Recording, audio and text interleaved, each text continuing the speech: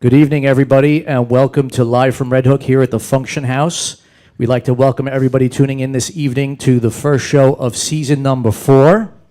And tonight, I'm a little nervous, but I'm very excited to welcome for our first guest of the season, the one and only, a legendary in the New York City nightlife scene as a DJ, Mr. Jonathan Peters. Yep. Thank you. Welcome to the Funktion House. This was a long time coming. Yeah, at least 3 years. I probably hit you up like 3 years ago. And we finally got you here. I'm glad to be here. So what's up, man? How you doing? I'm doing good. How are you? We're doing great. I know the show's doing good. That's great. Yeah. Yeah. We're picking up steam. We got a lot of great DJs lined up for season 4. That's great. But we want to get right into it. So I think the first thing we want to do is we want to talk about your super success of your last show in Atlantic City. Well, that was wonderful, yeah. At HQ too. HQ, Yeah, what a great club. Yeah. So you You're there again next week, right? President's Day weekend. I think Okay. it's the 18th, I think. Yeah, it's a beautiful place. So how was it playing?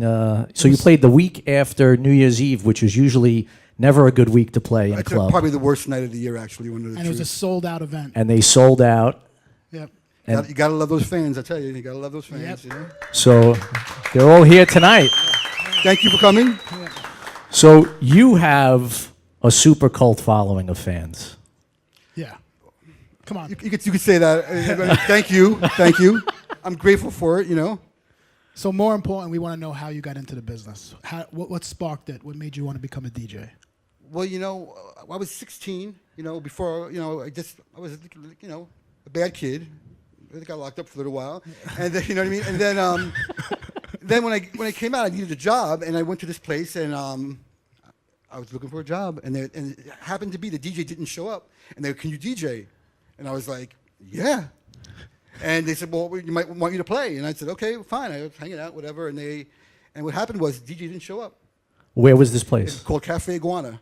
So they said, In Queens? No, in Manhattan, on Manhattan, 19th, okay. 19th and Park. It was Cafe Iguana? Cafe Iguana. Yep. And so they said, I didn't have any music. So they were like, the DJ didn't show up. And they were like, go upstairs, and there's records up there. Pick out, you know, some records. So I go upstairs, and there's like 15 crates of records, and I'm going through them, like, you know. And it was all new wave, everything. Except, you know, here and there was like a disco record, another disco record. So I just pulled out all the disco records, you know, because I love disco. I always loved disco. Yep. And I played, and, you know, I won't talk about my mixing because, you know, that's another whole story. But I just played, and there was a woman there just going crazy the whole night long. And at the end of the night, she came up to me, and she's like, "I love your taste in music." And I was like, "Well, thank you." She was like, "I want you to play here Sunday, Wednesday, and Friday."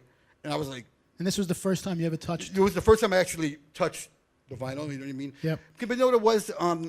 Taste. I had good taste in, I knew what I liked, basically. Yep. So those disco records, you know, I was like, I used to listen to KTU and record on the radio, you know, with my Yep. little tape thing, whatever. So I had created these records, and I just played these disco records. And the other nights was new wave. They were playing new wave there. Okay. So you can't compare the energy, really. You know what I mean? So that's how it all started. I started playing there the following Sunday, I think it was, and just played there for 5 years. Wow. Yeah. So that's where you sort of made your chops. You really learned how to be a DJ there. Yeah, you know, it was really hardcore learning because you know, I didn't really know how to mix at first, and there was no monitors there. But I didn't even know. So I was trying to mix off the room, and as I said, the other DJs were playing freestyle, so the energy level when I was playing, it was just great. And then, you know, Danny Crivet ended up playing there on another night, so it was me and Danny.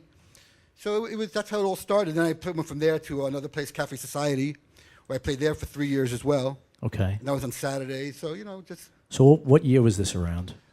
I want to say I think Iguana was 86, I think, 85, 86. Okay. Yeah, so it's just, honestly, it comes down to what you're playing, you know what I mean, really. Because they didn't even care if I mixed or not. They just liked what I was playing, you know.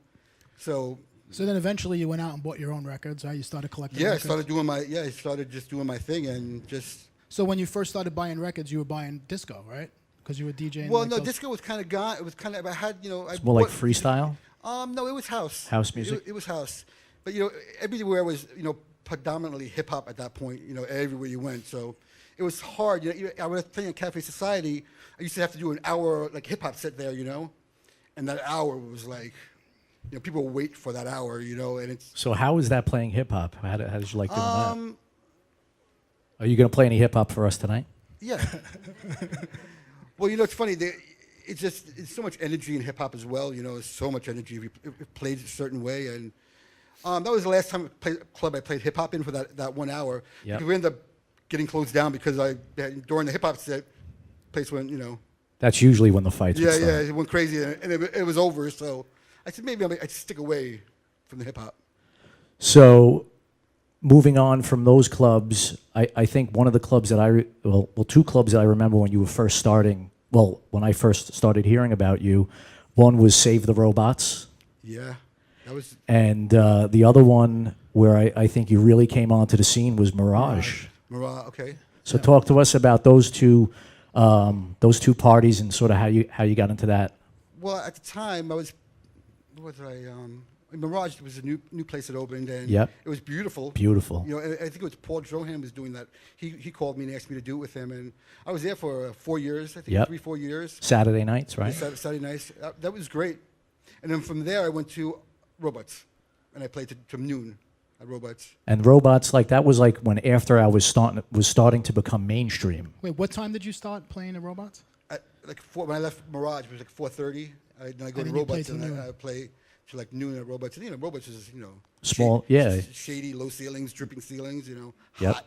Some of the best parties, probably. I got a funny story about Robots. Oh, yeah? I was in there one night, and I was wearing a sweater, and I guess it had the residue from the laundry detergent. And I was smoking at the time, and I lit a cigarette, and my whole shirt went on fire. That was you. That was me. People were patting me down. I was literally on fire that night. Yeah, that was a fun little spot. Robots. So Mirage, Robots. Oh, between there was a couple places, Mell's. Yep. A couple one-offs at Limelight here and there, and a couple one-offs at Palladium. This is when residencies existed. Yeah, I guess Weekly it was. Well, residencies. the Robots was a residency. I mostly only did residencies, really. I do a spot here. Like I did one at the Tunnel once, for Like the holiday yeah, weekends, yeah, yeah. something like that. But for the most part, it was always like Why do you think there's no residencies now in New York? the people who are doing it. It's different. It's not a different time. It's the same time. It's just the people who I feel are running the scene have different priorities than we say we did at Sound Factory. Yep. It's a totally different, it's a completely different situation if you think about it. How we used to approach the night and how the nights get approached now. Yeah, they're different. Oh my God. How you'd play for 15 hours. I was young and hungry. Really, honestly, before I got to Sound Factory, I was playing for about, I would say, almost 15 years. And I used to play, and I used to make $150 in 4 nights a week carrying records up 5 flights of stairs. It's not easy, No. So the time I got to Sound Factory, I felt, I had all this. I was ready. I I learned how to mix, I learned about vibe, and just I was ready for that. I feel. The funny thing is that a lot of DJs today are still getting paid $150 to DJ. I got news for you. How crazy is that? It's not crazy. It is what it is. That's part of the game. You have to, some people just blow up, but if you really want to have it's skill, it takes time. It does. And I was playing vinyl always. I always played vinyl. How sad is that, right? That's great. The law is it's gone. You still have your vinyl? Oh yeah, of course. Yeah. I don't. What I'm doing now is just so much more inspiring than vinyl. Vinyl, it's great, but it's heavy. Yep. You know what I mean? And it's harder to find some of the tracks on vinyl these days, right? Yeah, well, I still have every record I ever played. I still have it, So I actually record them down to my machine, Speaking of records, you have records with some tremendous artists like Whitney Houston, Christina Aguilera, Pink. A lot of What was it like doing records with them? Well, truthfully, during that time, I was in a situation, right, where, I was playing these 14-hour, 20-hour parties every single Saturday night. Yep. And then I would wake up on, Tuesday, the weekend, you know what I mean? And then I was getting slammed with these remixes, you know what I mean? And a lot of times, So labels were just sending you work. yeah, I was sometimes 2 or 3 a week. And that's when they were paying for remixes. Real money too. And but the situation was, I had these these Japanese records I had to do, and these kind of things. So I'd go from rocking and fiercely, and waking up and getting hit with I'm a Barbie girl, and it really was hard. It was a hard thing, and it went on for so long that although the Whitneys and then, but they don't for the majority of the mixes, they weren't the Whitneys or the great records. They're these kind of records that are they make you cringe, Yeah. And you still got to put your A game, on it. So it still takes the same amount of time. And plus, you were the one of the it remixers at the time. So these artists and these record labels wanted to have a mix by Jonathan Peters on the label Yes. because you were you were very big at that time. Yeah. That's the vibe. Yep.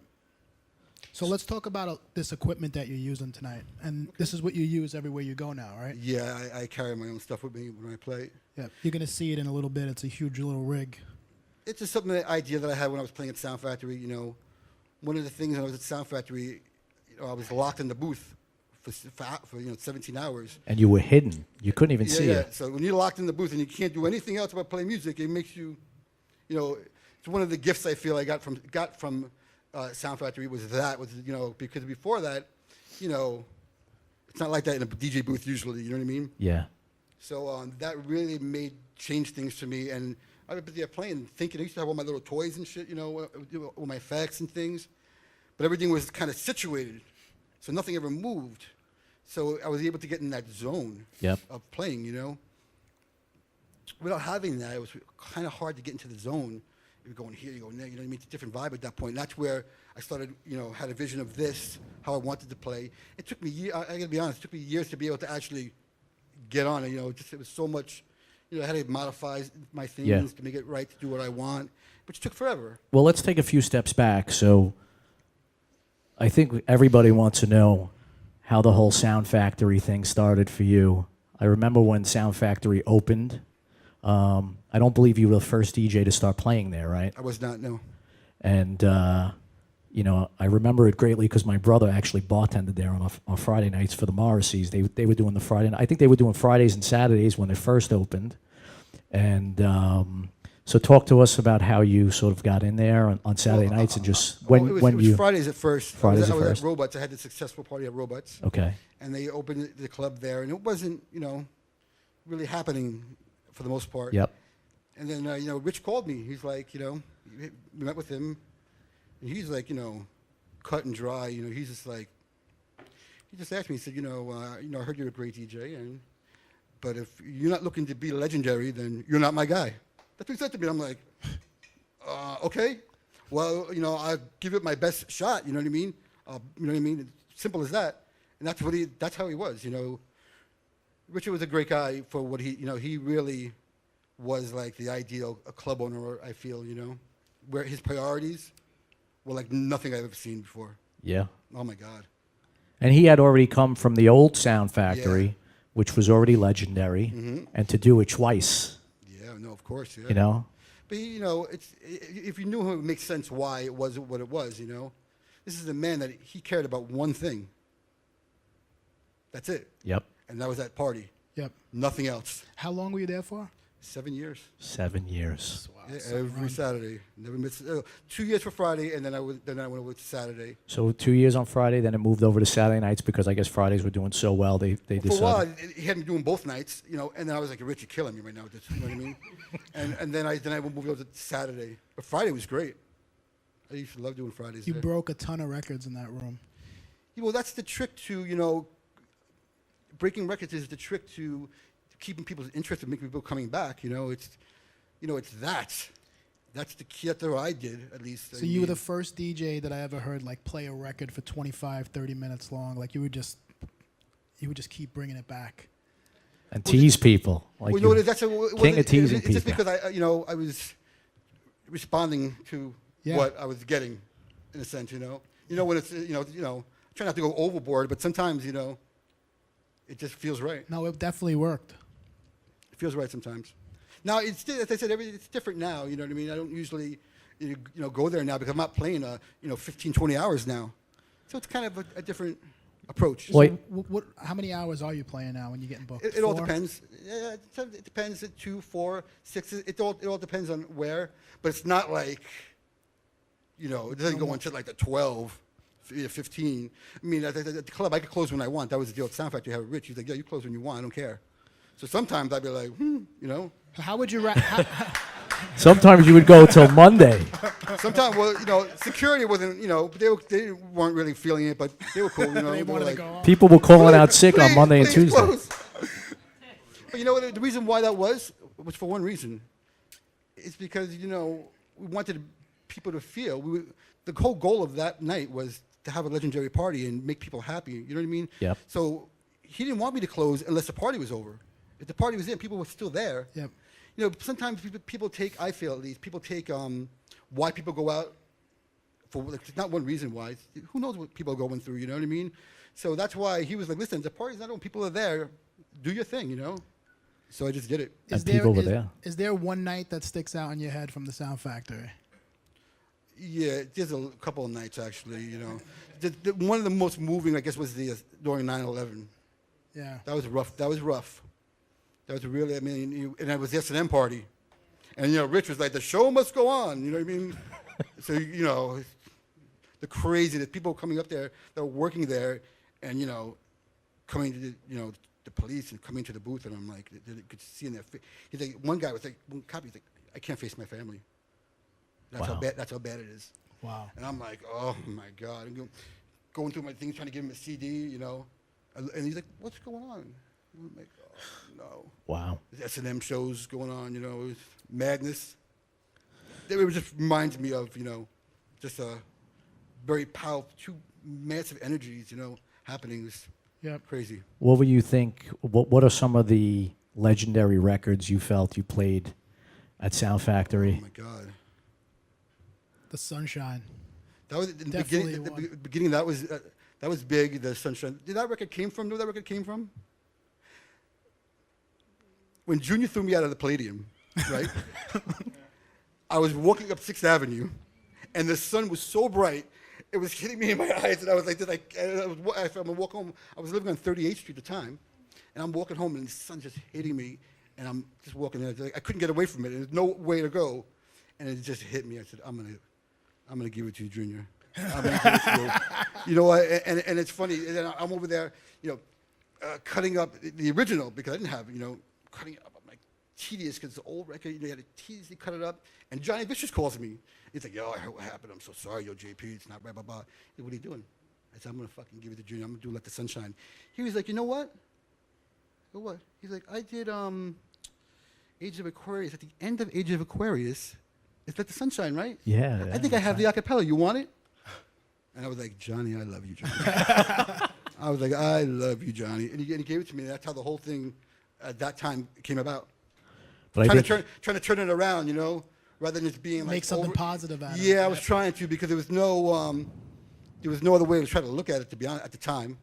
Well, you were doing like your own remix. You did some bootleg remixes like Respect, right? Yeah. For the Aretha Franklin version. Yeah, Brown right? Acid. That was huge. Yeah. And then your mainstream ones, I think one of your biggest ones, I think that everybody resonates to, where it's still played today at a lot of weddings, even in clubs. Your Love Is My Love by Whitney Houston. Yeah, that's a great record. Yeah. That was a monster track. That was a monster track. Yeah, well, I remember I heard that on the album, and I called Hosh. I said, Hosh, please. And I just did a Luminaire record, the opera song. He was that like, was a huge one. Because of that record, you could do this record. I was like, fair enough, Hosh. So you also had a record label, which was Deeper Records. Deeper Records had that for a couple of years, yeah. And that put out a lot of bangers. Yeah, a lot of great records, a lot of success. What was your favorite record that you put out? The one that I think I love all this time. Yes. I really do. It's a special record, because one of the things about All This Time was, during that time, I couldn't sign it. Nobody wanted it. It's crazy. It took 3 years to sign that record. And I'm like, and I was saying to myself, well, wait a minute. If I can't sign this record, and this is hands down my biggest record in the club right now, and I can't sign this, that's not a good sign for the music industry, you know what I mean, of where it was at the time. You know, it wasn't until David Waxman came along after somebody covered it. Someone covered it all the time, and the singing was like clinching. And he was like, I think I heard this before with you. And he sent it to me. I'm like, oh, my God. This is not the Verge. I sent it to him. He's like, it's been 3 years. You know, you want it, Dave? No problem, you know. And he signed it, and then we went number one. You know, history, it is what it is, you know. And for the right crowds, that's still one of the biggest records. Pardon me? For the right crowds, that's one of the biggest records. Yeah, you know what it is? She's such an amazing singer, I feel, especially in a nightclub. It's soulful. She could sing so well that it's just like, it's one of the reasons why I love her singing, you know. She's amazing. So how do you feel about doing classic parties? Because I know you get booked for a lot of classic parties. Well, you know, I think that comes from the wrong, you know, people book that for the wrong reasons, you know. You know, they think that they're going to profit more off it. They think it's going to be more people. And like for me, as you know, I used to play these records, and I used to not be scared to play them for a while. Yep. So we had like the funerals for these records, right? You know what I mean? They're already done, you know, basically.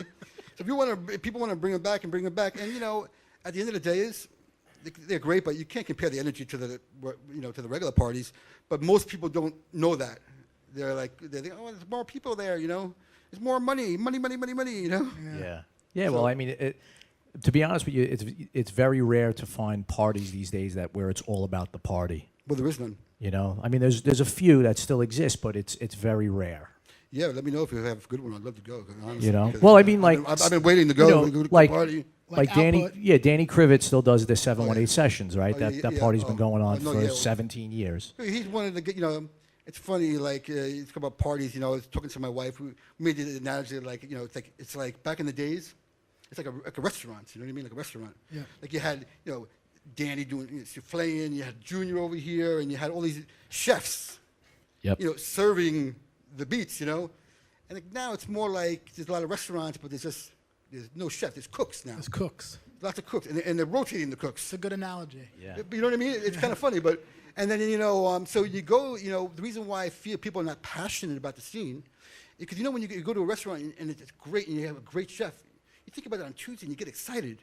That excitement reminds me of when I used to go out back in the days, like the Sound Factory, and, you know, Noah was going to go, and that excitement. Yep. It's the same feeling, you know what I mean? Well, I think the problem, and I mean, it's not just with what we're doing with music and DJing, is just that technology has made everybody's attention span really short these days, and there's a lot of distractions. So people are not in it for, you know, wanting to hear music for a very long time, because everybody's just, you know, flying through records, and there's so much music coming out that, like you were talking about breaking records, I think it's almost impossible to break a record these days, because as fast as that record comes out is as fast as it's going to go away. And it's a shame that the generations of today are not going to experience what we experienced with music, because there's just so much music coming out and it just doesn't last. Yeah, I mean a good record. You know what it is? I said the breaking the records thing. It's not only the record; it's how you're playing the records as well. You know, so it's the excitement of that. I feel.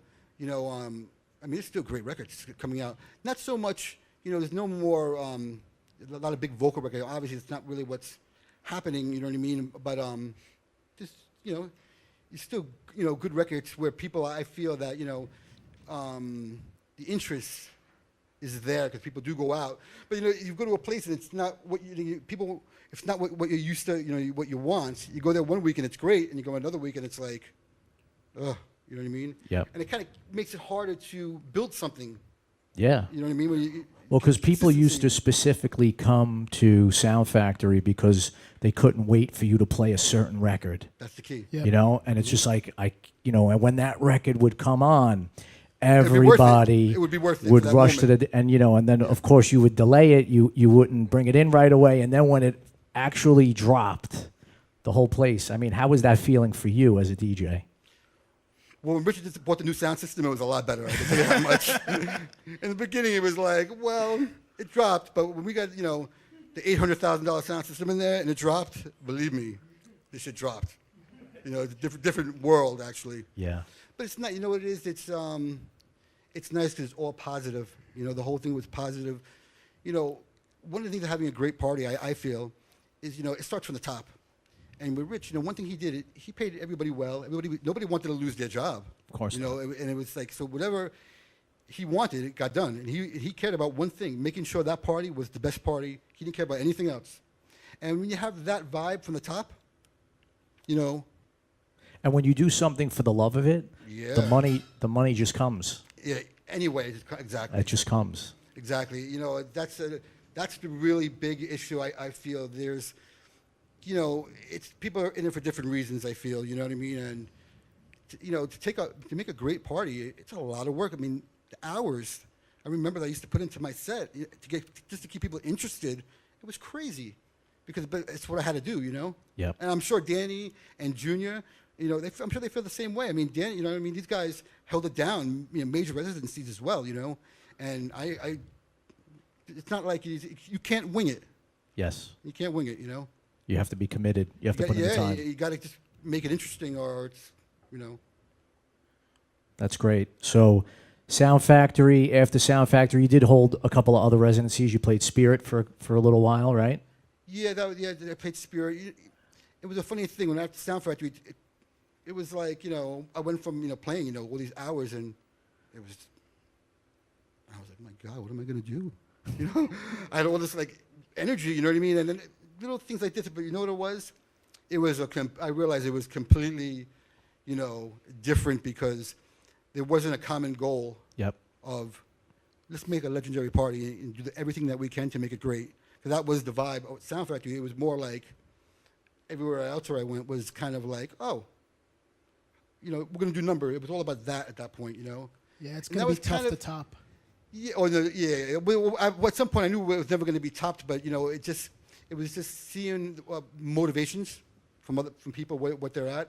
It was kind of hard for me to want to be a part of it at first because it was like, oh, you make me cringe because we were so passionate.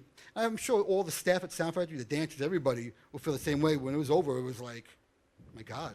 Yeah. Because everybody put so much time into it, you know.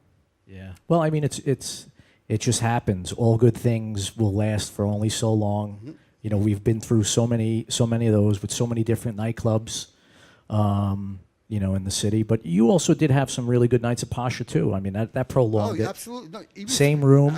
At Spirit too.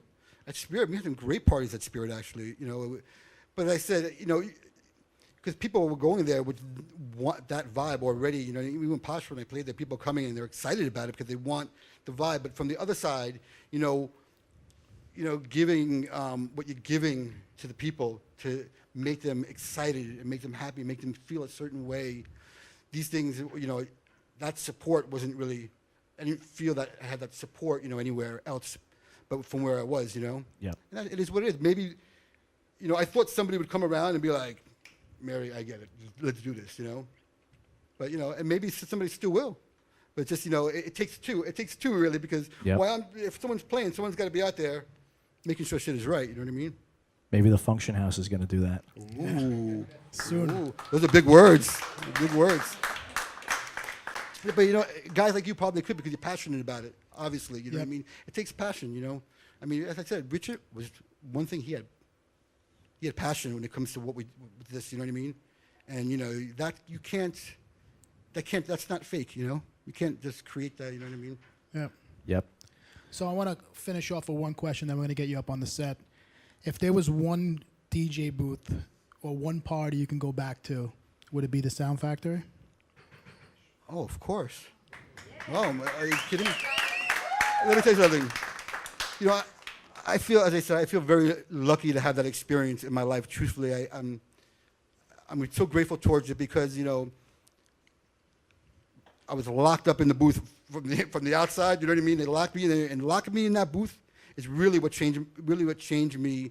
I was always played going in there, but after that, being all those hours to myself, like, you know what I mean? With all these people dancing, it just changes. You know, it just gets you into the zone. And Richard knew it the whole time. He knew what he was doing. He knew it. He Yeah. goes, put the locks on the outside, not the inside. I'm like, what do I have to go? Let him pee in a garbage can. Just keep him in there. It was just, I mean, it is what it is, you know? That's awesome. I mean, I had some amazing nights in the Sound Factory. Yeah. We had some, amazing nights at Sound Factory. Yes, we did. So I think before we turn you over to the DJing, is there any questions from the audience? Does anybody want to ask? Well, that would be all. Thank you. No, I'm kidding. I'm kidding. Yeah, kidding. come in. All Come right, come right John. next to. My love. How are you, honey? Actually, because this is season 4, now I know why. Because the 2 questions I had were covered. So, but I do want to say that you were a magic maker. Well, thank you. Okay, and everybody talks about Friday and Saturday, but those of us that know, it was Sunday mornings after 6 a.m. That's true. That is Okay, true. that was the party. And let's not forget the magic between you and Steve Revlon. Oh my God. Of Because course. those lights with your sound were... Well, I tell you, that was the same with Richard. Again, Yeah. he was like he demanded Yeah. everybody be on point. It wasn't like, oh, and because know what he did if you weren't on point. Thank you. If I wasn't on point, he wouldn't say anything to me. He would just ruin everybody else's night in the club. You know what I mean? That Jonathan, that's what he would do. And he'd be like, yo, what are you doing? That's how he kind of like, it was craziness, But, I mean, it is what it is. If you think about this, right, and what we do, if you're doing what we do, right, and you don't take that and further it, and you keep it going, improving on that, don't think people are not going to look back years from now and say, that was whack, That was whack what you were doing during your time, you know what I mean? Yep. You know what I'm saying to you? And so listen, I don't feel like legend. I don't feel like that about. I don't feel like that, but I do feel that during that time, what we did was legendary. You know what I mean? Yes, it was. And it is what it is. And if you and for anybody else, if you're not continuing or at least trying to bring it on that level, don't think people are not going to notice. That's what, you know what I mean? You might not notice right now, but eventually they're going to look back and they're going to say, "Wait a minute, those times weren't legendary like the other times." Well, it was legendary because you had an impact on so many people's lives. And when you can make an impact on somebody's life where they're going to remember you forever, that's where it becomes legendary. I got kids in high school here, like as I went to high school with here tonight. I haven't seen them in 10 years. No, it's funny. 15 I years. see. Well, it's funny. It's nice. It's nice to be able to do that. To have that people come up to me and say the nicest things to me. And it just feels good because we worked. It wasn't just, as I said, it wasn't just me. It was everybody on the same page doing this. You know what I mean? I mean, everybody was just trying to bring it, and they brought it. So it's thank God, hallelujah. we got one more question, Keith. Hey, how are you? How are you? Speaking of Sunday nights, do you remember one Sunday very late, you were playing some evil trance, and the speaker caught on fire? I remember that. It was a And he flyer. just kept It was a playing. It was a flyer the following month. It was Right. with the fireman with the axe. Yeah, I just want to thank. That was an incredible night. You were there then? I was there. He started the fire in the speaker. But wait, that wasn't my fault. 'Cause we were working with the sound system from the old Sound Factory they brought in. Those boxes were a little bit rough, you know what I mean, at the time. There's tons of stories. We have one more question. Chris Perez. He was a Sound Factory. You were a great regular. DJ. Thank you. So what was your longest night ever playing that you remember? The longest night was the Halloween. The last Halloween that I did there was the longest night there. It was painful. 20 hours? No, when it was long, it was like longer than that. It was like 2 weeks. It's in the Guinness Book of World Records. It was about 30. It was about 30. We did the biggest number we ever did. We did 7,420 people. Wow. Right there during the night. It was the biggest night we had, and it was just it was amazing. But let me tell you something. If I tried that now, I did the one party at Pasha for New Year's, and it was 20 hours, and I was fine until the next morning when I got out of bed and my legs went bloop. So when you're younger, you could do these kind of things. Yep. This has been awesome, man. Thank you for Yeah. coming down. Jonathan Peters, everybody. We're going to take a 2-minute break. We're going to get Jonathan up on the set, and he's going to rock live from Red Hook here at the Function House. Peace.